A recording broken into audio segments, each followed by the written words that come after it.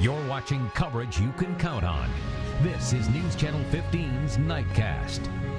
It's the talk of politics. Donald Trump needs a running mate, and the candidate he might choose could be a Hoosier. Good evening, and thank you for joining us. I'm Alyssa Ivanson. Brett and Heather have the night off. What was once a rumor of Governor Pence being considered as a candidate has turned into a full-blown watch party. Media outlets like CBS News, CNN, and MSNBC all reporting that Donald Trump is strongly considering Indiana's governor to be his VP.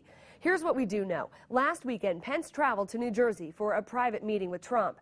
After that meeting, Trump tweeted that he was, quote, very impressed by Pence. We also know that Trump has scheduled an event in Indianapolis on Tuesday. Tonight, we've also learned that state Republicans are starting to talk about what will happen if Governor Pence pulls out of Indiana's gubernatorial race. News Channel 15's overnight reporter Hissong joins us now with more on that angle. Yeah, once again, Indiana at the center of presidential politics. I talked with several Indiana GOP leaders today, one of which says he thinks the decision to select Pence as Trump's running mate has already been made. Now, while the sources didn't want to be identified, they did confirm that there are strong rumors swirling among Indiana lawmakers and party leaders because if Pence jumps on the Trump ticket, Republicans will have to scramble to fill his spot. Remember, Governor Pence is currently running against Democrat John Gregg, trying to win his second term as governor. Under state law, if Pence accepts an invitation to become Trump's running mate, he has to drop out of the governor's race. State Republicans then have until July 15th to name a replacement candidate. The other thing to consider is if he drops out of the governor's race, who would replace him on the Republican ticket? Several of the sources I talked with today say current Lieutenant Governor Eric Holcomb and Speaker of the Indiana House of Representatives Brian Bosma would both be strong candidates. Bosma reportedly told Republican leaders Monday he'd be very much interested in replacing Pence on the November ballot. Other potential candidates include Indiana Attorney General Greg Zeller, State Auditor Susan Crouch, 4th District Representative Todd Rokita, and finally a familiar name. One source says outgoing 3rd District Representative Marlin Stutzman could be a possibility.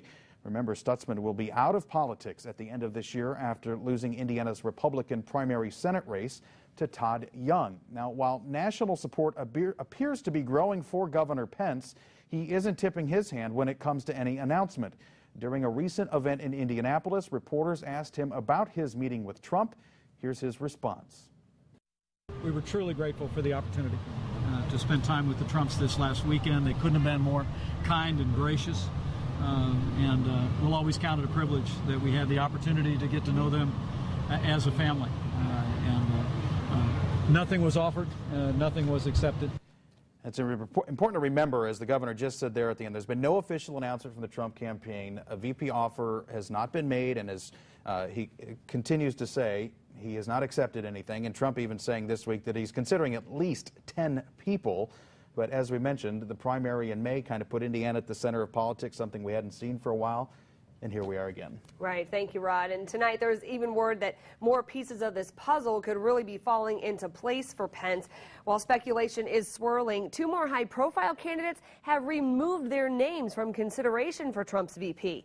Bob Corker, who is the chairman of the Senate Foreign Relations Committee, recently emerged as a finalist in the VP search, today announcing he's not interested. Senator Joni Ernst was also considered to be a strong candidate. She dropped out as well. She then went on record with Politico, saying she thinks Pence should get the nomination.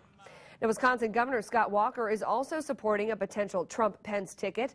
During an event earlier this week, he spoke about what he thinks it can do for the Republican Party. Mike Pence is a great guy. He certainly would help in terms of party unity. I think, I was just down 2 weekends ago helping him out in his re-election for governor in Indiana. So my guess is Mike's going to stay focused on that. If for some reason, though, Governor Pence does stay in the race for governor, his campaign is certainly going strong. According to a new campaign finance report, since April, Pence has raised more than $2.6 million. That means Pence has about $7.4 million on hand to spend.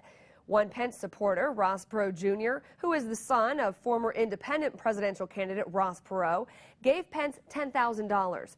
John Gregg's campaign says they've raised $2.8 million in the last 3 months.